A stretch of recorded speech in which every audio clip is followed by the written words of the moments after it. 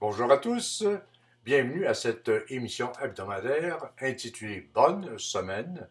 Nous sommes le 11 décembre 2023 et nous y allons toujours en tout début d'animation comme ça par une devinette, question de se stimuler un petit peu. Je dis bien un petit peu parce que cette fois-ci je considère qu'elle n'est pas très compliquée, ma devinette. Je vous donne d'abord la première lettre du mot. On cherche d'abord un mot de 2, 4, 5 lettres. La première est un H comme dans histoire. Et l'indice, animal rieur. Et là, avec cet indice, c'est relativement simple. Je pense que c'est le seul animal qui rit, dont le son, n'est-ce pas, est le rire. Mais je vous laisse quand même mijoter un petit peu. On y reviendra à la fin de l'animation. J'en arrive maintenant à la pensée du jour, qui doit nous inciter à réfléchir un petit peu dans tel ou tel sens. Cette fois-ci, je me réfère encore au grand Einstein, Albert, qui a dit « La joie de regarder et de comprendre est le plus beau cadeau de la nature. » Alors, plusieurs dimensions dans cette phrase, n'est-ce pas? Le plaisir de regarder. Ça veut dire de prendre son temps pour voir ce qu'il y a autour de nous, pour voir ce qu'il y a de la nature et de voir ce qu'il y a de gens autour de nous, et d'être attentif, ouvert à ce monde-là autour de nous, et on en arrive à un moment donné à comprendre ce qui se passe. À comprendre ne serait-ce qu'une partie de ce qui se passe. Et là, on éprouve une grande joie, un grand bonheur de s'être ouvert comme ça à la nature et heureux de ce que la nature nous a rendu en termes de compréhension. Donc, un immense salut à notre ami Albert Einstein. Sur le plan historique, un événement triste, bien sûr, triste et heureux dans certains cas, ça dépend des gens, vous allez voir. Alors, nous sommes le 11 décembre 1941.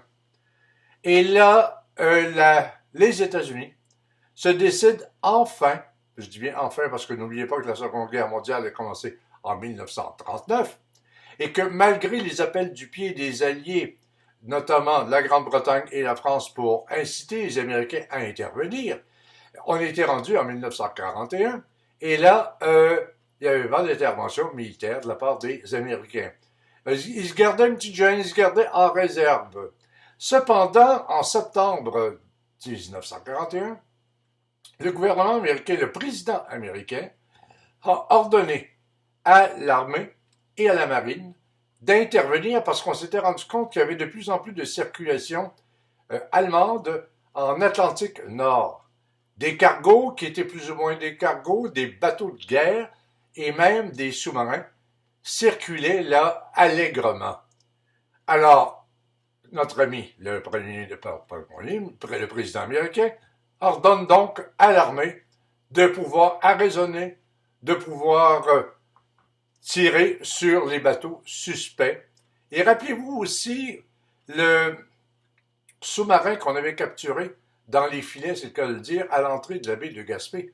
Donc, les États-Unis n'intervenaient pas dans la guerre directement, mais avaient avisé l'Allemagne de ne pas se rapprocher et de ne pas ainsi devenir une menace éventuelle pour le territoire américain. Et un peu plus tard, en septembre, là, les Allemands, le gouvernement allemand intervient officiellement en disant aux Américains, là, vous exagérez véritablement, vous êtes littéralement en guerre dans les faits contre nous, et dorénavant, on va vous considérer comme ennemis. Et là, immédiatement, nous sommes, je vous répète, le 11 décembre 1941, le Congrès américain vote déclaration de guerre, non seulement à l'Allemagne, mais à ses alliés, évidemment, les Italiens. Et là, vraiment, c'est l'histoire de la Seconde Guerre mondiale qui va connaître un tournant important. Les États-Unis vont permettre à ce moment-là de vaincre le mouvement nazi et de permettre aux Alliés de remporter cette guerre, n'est-ce pas, désastreuse. Alors voilà cette partie de l'histoire. Puis on peut bien dire que c'est mal arrivé. Hein? On parle du 11 décembre, à quelques jours avant Noël. Imaginez-vous cette espèce de cadeau entre guillemets qu'on faisait aux soldats américains qui allaient partir en guerre, à quelques semaines de Noël, des fêtes. Mais par ailleurs, pour les Alliés, pour les personnes qui habitaient les pays alliés et qui se faisaient bombarder depuis des années et qui voyaient leurs soldats mourir sur le front, c'était aussi de ce cas-là, dans ce cas-là et à l'inverse, un soulagement, une espèce de cadeau à recevoir, enfin, de la part des États-Unis. Voilà. Et je vous amène maintenant, du côté pictural, quelques-unes de mes photos que j'ai l'outrecuidance, j'aime ça dire ça, ce mot-là, l'outrecuidance, de croire qu'elles sont relativement belles. Souvent pas nécessairement attribuables à moi, mais davantage à ce qui se présente, à la nature qui se présente et à l'habileté de la technique de l'appareil photo. Alors le premier, un bouquet d'orchidées. Quelle belle plante! Hein? Quelle belle plante! Elle est superbe. Regardez les teintes, très jolies. Le seul problème que moi j'éprouve personnellement, c'est que c'est dommage. Parce que, évidemment, ces fleurs finissent par faner. Et c'est long, et c'est long, et c'est long avant qu'elles refassent de nouvelles fleurs. Donc, il faut être, avec ces fleurs, très patient, n'est-ce pas, pour redécouvrir année après année leur beauté. Mais quand même, une belle photo. La suivante, on passe sur des fruits dans un arbre, comme ça. Regardez les teintes. Hein?